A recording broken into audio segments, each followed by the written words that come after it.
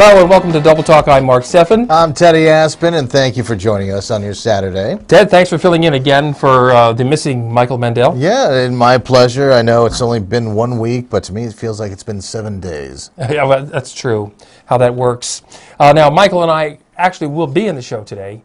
In just a few minutes, Michael and I will go to, we will show a remote that Michael and I did at the Secret Tasting Chamber, where this week we will be tasting some high-end gins that I had not even heard of, most of them.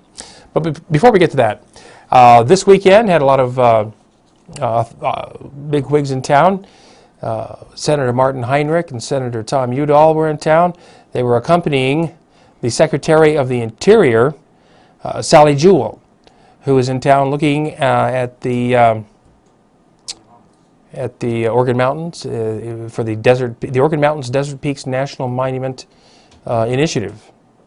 And these people came to, actually Senator Obama sent them down here to look at the area. That's Secretary of the Interior Jewell, and that's Senator Martin Heinrich right there from New Mexico, and he was here with Senator Udall from New Mexico as well. They're in favor of the Organ Mountains Desert Peaks National Monument Initiative, which would turn not just the Organ Mountains but many other portions of the desert and other nearby mountains into a national monument, which would protect them from mining interests, corporate invasion, housing development, things that could ruin those peaks forever, and keep them open for public enjoyment, outdoor recreation, and that sort of thing. So they're here in town this weekend, and there was a big event yesterday at the Ramada where the public got to attend and voice their likes and dislikes, pros and cons, and so we'll see how eventually that turns out. Are you in favor of the Of course. I mean, look initiative? at them. I mean, they're not the biggest peaks in the world, but they're still just very lovely to look at, especially just, when you're here in Las Cruces, you just, you turn to the east and There they are. there they are. I mean, they're breathtaking, and seriously. I miss them whenever I left Las Cruces. You take them for granted because you get to see them every day. And I'll tell you right now, I miss the Organ Mountains, I missed green chili, and I miss the sunsets because they really are prettier here. That's true. And the sunrise over the Organs, if you're up early enough, I mean, is very, very spectacular. Right, or when the full moon rises up over the Organs. That as awesome? Well, yes, indeed. So we're very fortunate to have these things. It'd be a shame for them to suddenly be developed, to see houses going halfway up the slope, or to see mining interests going in there and ripping it all up for fluorspar. So we'll see what happens. I'm totally in favor of it. And the great thing about the outdoors there's all kinds of wildlife and plants, and there's also sites that should be protected. There's pictograph sites out there, ancient burial sites. There's places where astronauts trained before they went to the moon. They want to protect those sites as well. You have lots of great trees, wonderful juniper trees grow out there. They're of the evergreen family, and we've got a picture of a juniper tree there. And you know what junipers are good for, besides making great smelling firewood? Juniper berries are used to make gin. That's a flavoring, one of the flavoring ingredients in gin. And as I mentioned earlier, Michael and I are going to do a roll-in on gin. There it is right there. I couldn't attend because I'm not old enough to drink yet. That's true. We would have had to card you. Yeah. And yeah, let's roll it. We're going to look at these gins, and Michael and I are going to offer our learned palates to see how we enjoy these gins. I think you'll find it fascinating. Please take notes. As just promised in the studio, Michael and I are here in the Secret Tasting Chamber. Number 2. Chamber number 2. Yes. And we're here tasting high-end gins today. We've tasted gin in the past, and but none of these were included in that mixture. So these are brand new labels, and if you want to take notes, I recommend. Yes. Well, we have Broker's gin. We'll just give you a brief overview. Broker's, what's this one called? Mayfair. This is Heyman's Old Tom gin, so it's a little different. A lot of these are English dry gins. This is an Old Tom gin. We'll tell you a story later. This is an American gin, Blue Coat, and Nolet's, one of my current, well, probably always current favorites. What are your favorites? Yes, so we're going to try gin we haven't tasted ever before. I've never tasted this. Most of these I've tasted. This is Broker's Gin. It's distilled out of wheat with 10 botanicals. Okay. And we're doing little martini glasses. We hopefully gave them the right amount of time to chill. So we'll see here. You want to drink your gin as chilled as possible. Yes, usually when you make a martini, you chill it and shake it. Since we don't have to shake up any of the flavors, we're not shaking it. We're not mixing it. Yes. So, this is Broker's Gin, British. We have something here that calls it the world's best gin. And if it is, at $20, it's That'd be a pretty good deal. pretty good deal. And I got to say, that's not bad. Thanks. I'm sure they appreciated this. Yeah. At the broker, they are brokers. And if you drink too much of this, you'll be broken. You know, it's tasty with absolutely a little heat. It's got a strong finish. It's hard to talk about botanicals in gin because many of them are secret. The only requirement to make a vodka into a gin, or let's say distilled spirit into a gin, is the inclusion of juniper berry, which is actually a pine cone from the juniper bush. Those of you who think that we're surrounded by juniper bushes want to go out and get your own berries and make gin, you theoretically could. You could, but you can also buy juniper berries in stores.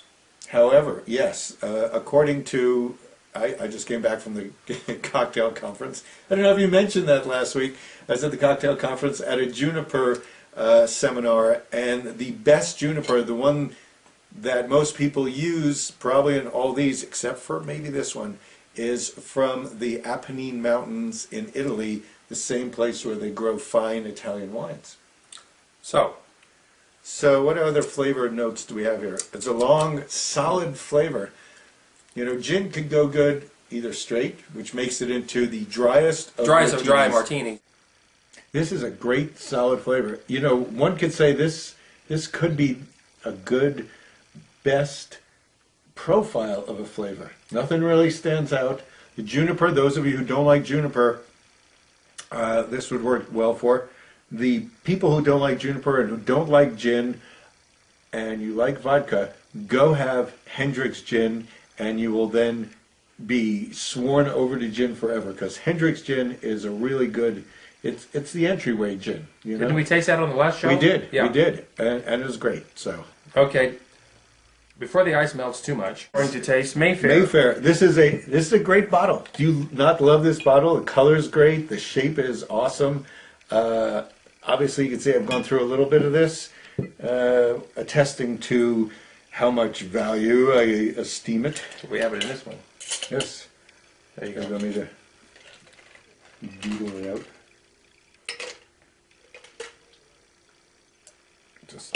Oh, here we go.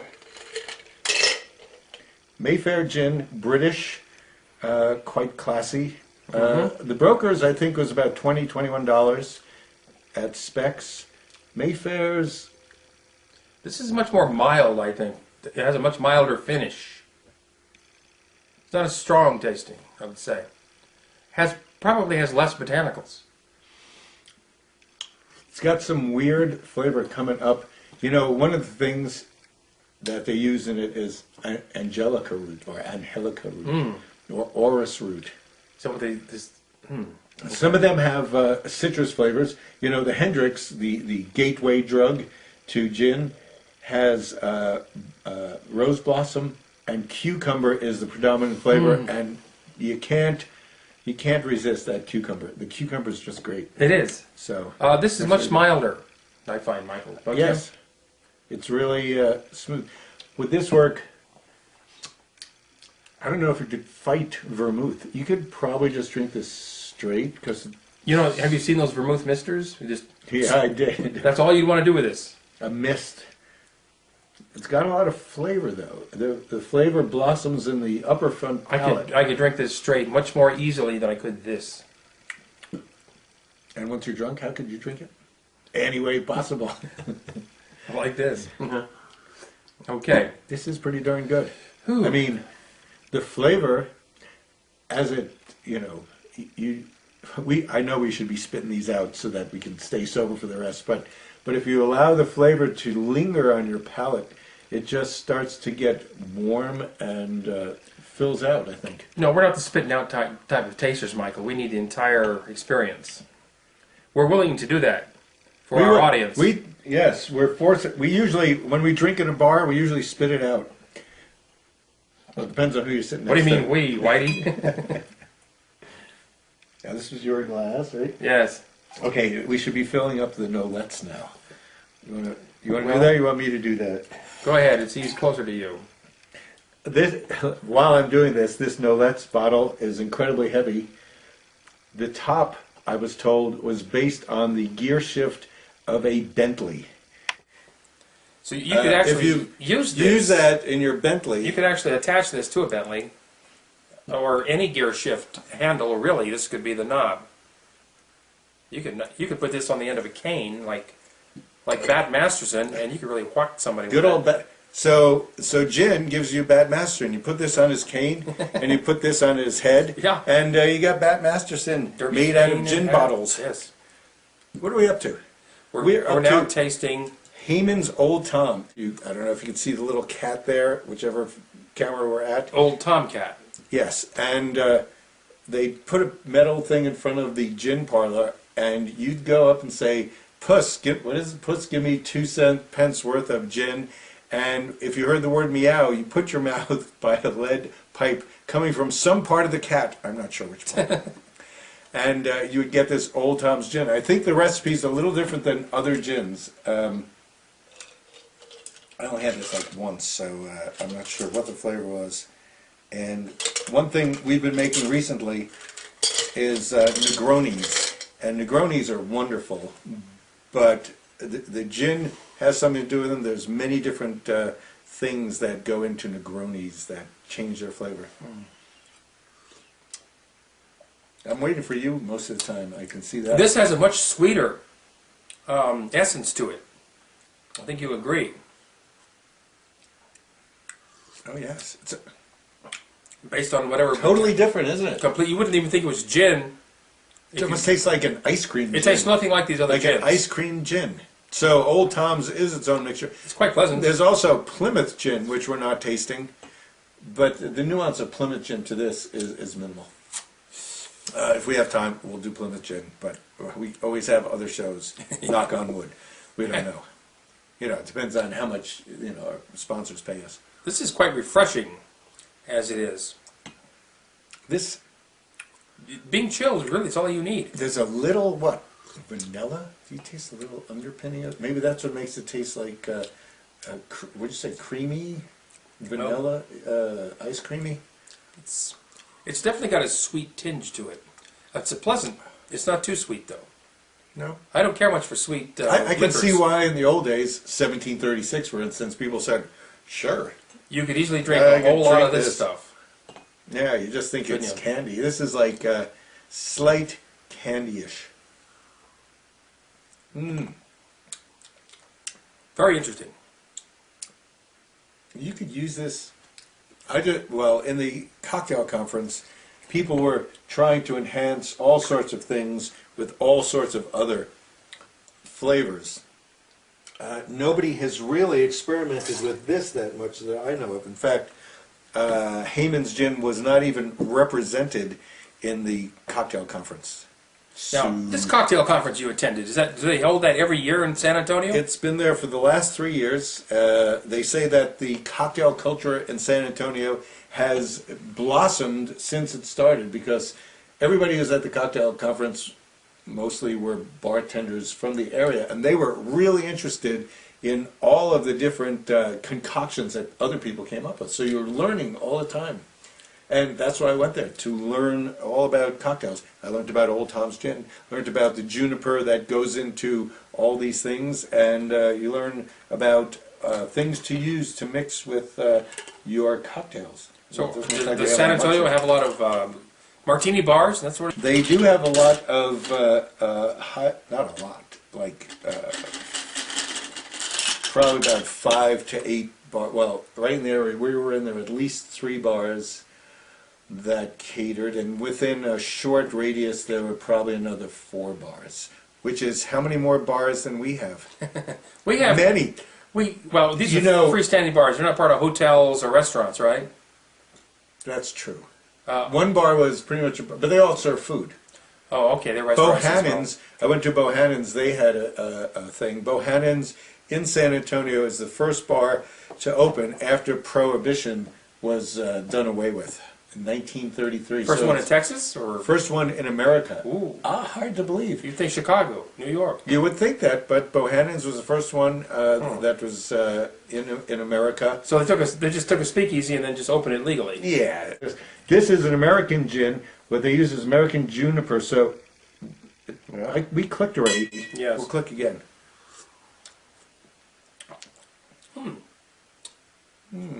Again, on It's the a more sweeter side. sober taste, though. Doesn't have that poppin' juniper that hits you in the upper palate. It doesn't burn particularly. It doesn't burn the way at this all. one did. Doesn't have that Britishy Old English thing, you know, with the heavy juniper line to it. Yeah, I like It's it. smooth. We're liking all of them. I want you to We notice are. that. So obviously, if you spend over $20 on your booze, you should be happy. Now, would you say this might go for in stores? I think this was $31 or 32 in right here in Toucans. I pointed right there because that's exactly where it is. Right over there. Yeah. It's And tasty. it's really hard to talk about flavor in concoctions that have 10 or more flavors to make up their taste. Now, this is the final one, No Let's, This is No Let Silver. one I've never heard of before. This is made by the same people who make Kettle One, the vodka. and the company came out with this was they're a 400-year-old company. They finally came out with marketed themselves. This is what do you say the gear shift of a Bentley. This bottle is $45. This is No Let Silver. If you want to go ahead and buy No Let's Gold, that'll run you $500. Worth every $500. Worth every C There's note. every $500 that you can afford on gin. But it makes a great gift. Now, this has a completely different flavor. Wow. Talk about your vanilla. There's also Something. There's rose petals in here, by the way. There's a little flavor. What they do is they put a bunch of aromatics in the top of the still, and What they do.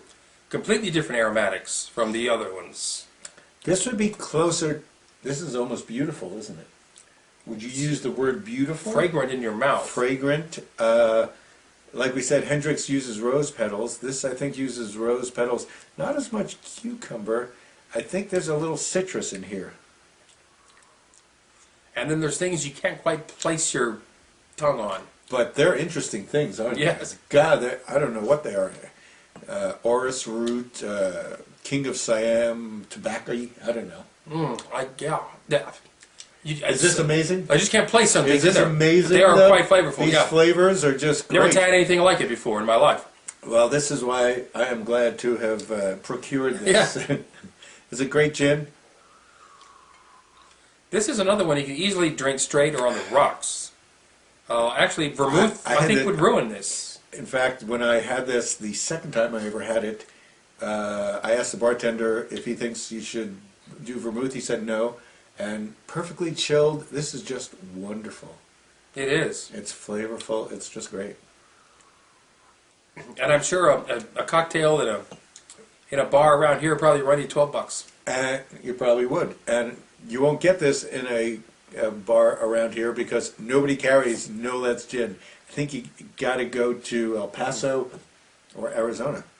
Anyway, I think it's time for us to take a break, and we may be back. We may have a cocktail made. We're going to have to decide which one of these would make We a will. good martini. We're either not coming back because we have no idea how long this took us because it felt like it just blew by. So we But will in any case, I'll be back he'll be back in the studio. right after this. And that was that. Are you still drunk? Actually, some of those gins you could really forget about the fact that it's actually gin. And some of the proofs are higher than your average proof, like 47 proof, and even higher on some of those. So yeah, it was quite an interesting thing. And like Michael said, the only place in town to get some of those gins, not all of them, is the Toucans. Free plug for Toucans. And maybe Specs in El Paso might have some of those. Kelly Liquors, forget about it. Kelly Liquors was just opened here, the liquor supermarket. Not impressed. Haven't been in there yet. Out on East Have to Lowman. go check it out. No great bargains, no great selection. Well, another place that's also a good spot and potentially to buy some of those gins and maybe a few other exotic beverages, guacamoles out there in Picacho. You know, you forget about Decent place, guacamoles yes. because it's way out there. But yeah, check them out. They have a good wine selection, a nice wine room as well. But you know, one thing that goes hand in hand with drinking to a lot of people is smoking. Now, smoking cigarettes is pretty much out now. It's verboten. Very few people smoke compared to how they used to. But the latest thing are these electronic cigarettes. They don't contain tobacco. It's an electronic device shaped like a cigarette, and you breathe in vapor, vaporous inhalant. And flavored too. Flavored, yes. You can get different flavors, and I don't know if bars are going to allow those or not. I haven't seen it so far. I've seen it. Okay, I was at El Patio recently, and there was a few people smoking them, and I mean, no one really seemed to mind because I don't have a sense of smell, so I don't know if they've if they have an aroma to them or not. But no one really complained. There was no no one really speaking their mind and complaining about it. Now, my issue with these are what's in the what is in the vapor that you're inhaling. Like, we never knew what was in cigarette smoke until, kind of recently. We found out there's all kinds of noxious, toxic things because the cigarette people didn't have to tell us what's in it. I'm wondering if these people are required to tell what's inside the ingredients that creates the vaporous inhalant. I don't know. And I'll bet there will be a time when somehow electronic cigarettes are no longer acceptable in bars, restaurants, and public areas. I mean, it is a current fact. I mean, if you pay attention here in town, too, I mean, there's a lot of these e-cigarette stores that are popping up everywhere, along with these hookah lounges as well. Hookah lounges. Well, hookah lounges have been around for a while, but they're starting to sell a lot more of those e-cigarettes and their accessories. And I guess some of the head shops as well are falling in line with that. We'll wait and see. Another thing that kind of ties in with the bar restaurant theme is the minimum wage. Now, the minimum wage is being discussed now to increase. Right now in the state of New Mexico, it's $7.50. The federal minimum wage is $7.25.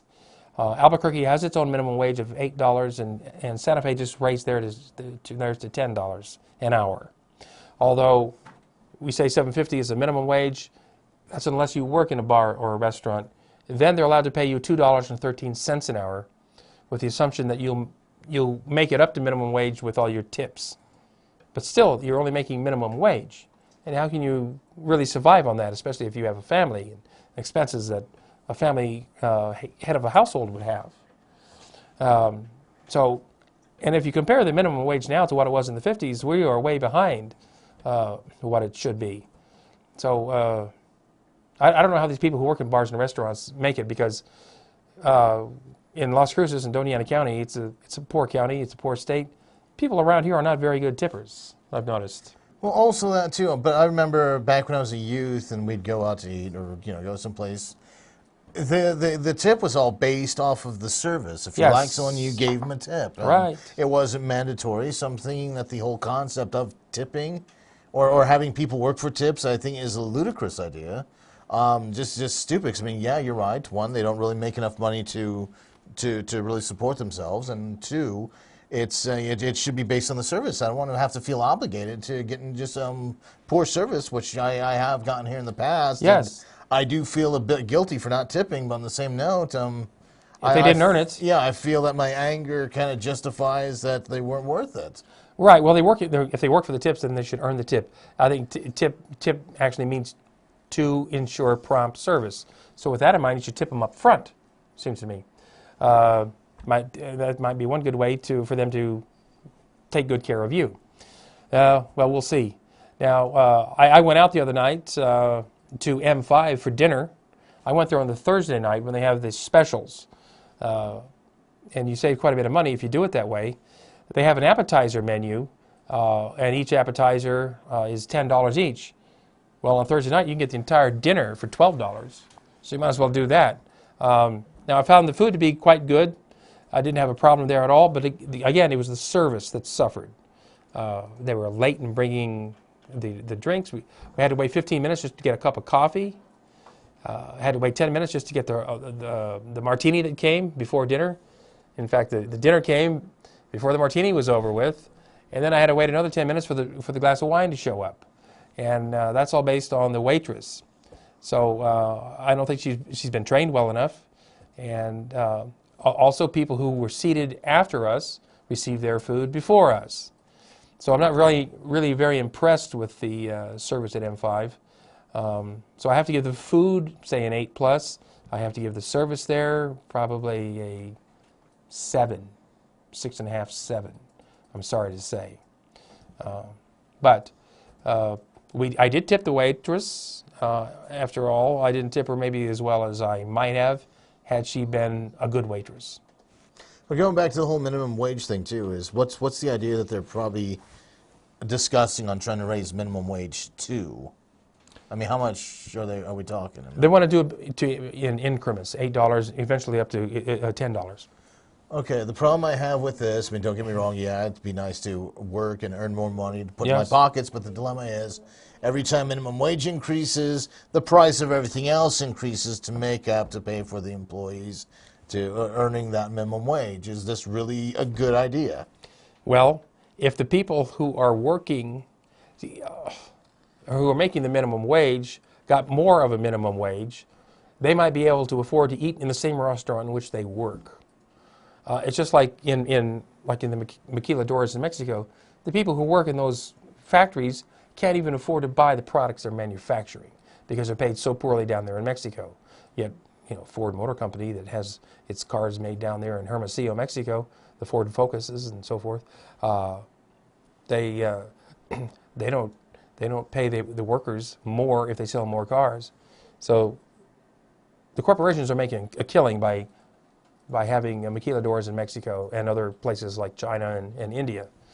I think the people should be able to afford the products that they from the places in which they work. Well, it's getting around to that time where we should probably ask the producers of the show to give us a raise. We do need a raise, Yeah. and I'm going to demand it, or we're going to go on strike. But that's all the time we have for this week's show. Thanks for joining us right here on Double Talk. We're not yet? Oh, I thought we were out at 28. Okay. Well, it's 28:15, and we're still on, so good news. We got free time. Well, coming up at the Las Cruces Community Theater on the 31st, Next which will be weekend. a Friday. Yes, go check out The Foreigner. The Foreigner, funny play by by Larry Shue. Larry Shue's a very funny guy. He did He also did The Nerd. The Nerd. So let's wrap it up now. Time has come to an end, and the sands of time has said goodbye from Double Talk. Take care. Enjoy your weekend.